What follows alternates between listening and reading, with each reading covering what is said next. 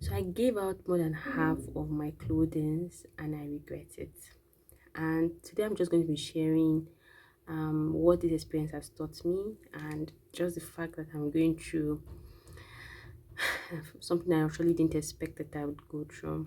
Now, if you've watched the previous log I made on letting go, if you've not checked that, kindly do. I think I actually dropped some things that you may find quite useful.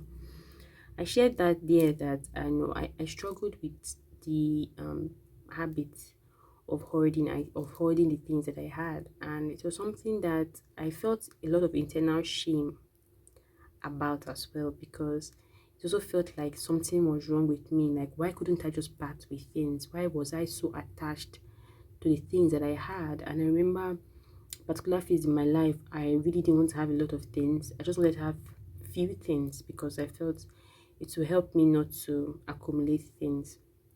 However, one of the ways I tried to start working on this habit of hoarding was giving out my things yearly. So every year I did look for the things that I was like, I did look for some of my items and give out either things that I wasn't wearing often or things I was never wearing, or items that I just felt okay, I've worn this, let me give it out. And I was doing that, and by the way, I also keep my things in good shape for a long time. So even if it's something I had worn and I was going to give out, it was still going to be good for wearing by another person. So I was doing this every year, and whenever I did that, I felt good. I had given out some of my stuff. So a year ago, I was moving, I was moving, and I just suddenly felt like I wasn't going to need more than half of the things I owned. And I went into a frenzy and I just gave out more than half of what I had. And I so when I made that decision, I just felt like just give out. I just felt like I don't want to have too many things. And God did not put into consideration so many things. And after almost not up to a year, after almost a year, and I'm like searching for some of my favorite things, of my favorite clothing, and I was not like finding them. And then I began to review and I was like, wait, what happened? Did I give that out? And the reality dawned on me and I was like, what? Like, what's going on here? I did not think I gave out this clothing. And of course, I started feeling really, really bad because I gave out more than half of my clothing. And honestly, I actually need those clothing as well.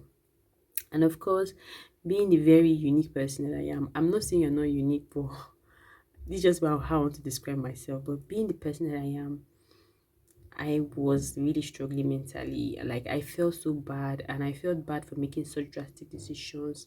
Another thing again is that I'm the kind of person that takes my time to make decisions. So drastic decisions, when I do make drastic decisions, they may look drastic, but they are things I've actually thought about. But if I truly make a drastic decision without thinking it through, I often feel regretful, and I really hate regretting. I hate feeling regret. So I'm often very intentional about my decision so that later on, when I have to face the reality of my decision, I can accept that this is a decision I made. By the way, an incident actually triggered me. Like, we decided to look through my items, and I'm like, what's going on? Like, girl, you don't have anything to wear. And the funniest thing is that I'm not the type of person that easily goes to the market and buy things in bulk. They are not really my favorite things. Plus, many of these items I gave out were vintage stores. There were things that were very unique, and I'm sure there are things I cannot easily find again. And I felt bad because there are things that I really would have wanted to preserve. So of course I called my mom and I spoke with her, and she encouraged me. Of course, she gave me spiritual advice and just encouraged me. And I said all the good stuff, and I felt better. But these are the lessons I learned from this experience, which is not actually that does not feel good.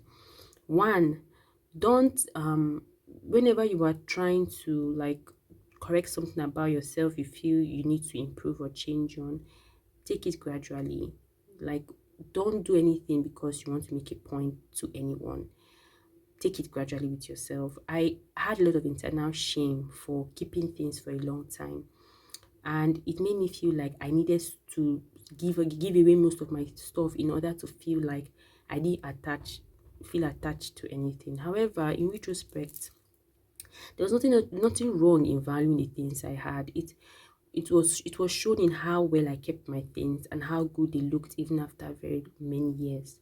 Yes, it's good. It's true that I needed to know how to let go of things, like give out my stuff and not just hold on to things excessively. However, there was nothing wrong in me having this quality. It showed in how well my things were preserved, and it showed that I actually gave value to the things I had. So one of the things I realized was that me harboring shame against myself was not a healthy mindset. And so if there are things about ourselves we think they are flaws, should be gradual on ourselves. Like the Holy Spirit does not. One of the things I've learned, even in my experience with the Lord, is that God doesn't shame me into changing things about me. He gives me the grace to overcome, and puts me in spaces where I need to practice. So shame does not come from God, and you shouldn't approach working on some of your flaws by using shame towards yourself, because people are also going to shame you. So why would you add to that to yourself? The other thing I also learned is that don't ever make drastic decision in a large way. Even if you need to make a drastic decision, please think about it. Like, just take off your time and think about it. Like, drastic decisions most times will lead you to like feel like you didn't think through it well. So one of the things I realized was that my ability to think through things, which I often used to think, used to feel like it made me take a lot of time, and sometimes also made some people uncomfortable if it involved other people as well. But then I realized that it's not really a bad quality in all itself. Like, because since I take my time to make true decisions, it means that I have the ability to stand by my decisions when the chips are down, and therefore helps me make healthier decisions, because I have counted the cost. Like Jesus Christ said, nobody goes into building a let's say building a building, or goes into a big project without sitting down and counting the cost and seeing what it involves, and knowing if you put your head into it. Another thing I also say is that yes, there's nothing wrong in doing good things, but what is your intention for doing it? And as a Christian, I'll say that even in the good you want to do, let the Lord lead you in them, because it will also guide your intentions of why you are doing it. Are you trying to prove a point, or are you genuinely trying to do it? I'm still trying to recover from this because I really feel some of those items I gave away were very valuable to me. And even if I had given them in the future, I don't think I was ready to make that decision. But I am learning a lot. It reminds me, this verse has been popping in my heart where Jesus was speaking to that rich man to give up everything he had and followed Christ.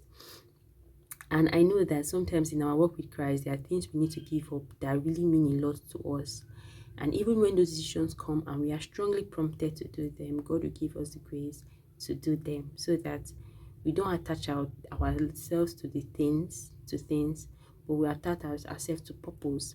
One of the things is that in as much as we won't take anything when we are going to the grave, we'll go empty. Whatever it is that's put in our hands, we should take care of it very well. So do you resonate with what I have shared? Is this something that probably you can relate with, or let me know. And if this blessed you as usual, kindly share it to people around you. And if you've not subscribed, kindly do. Thank you for being here, and until next time on this channel, continue to stay safe and God bless. Bye bye.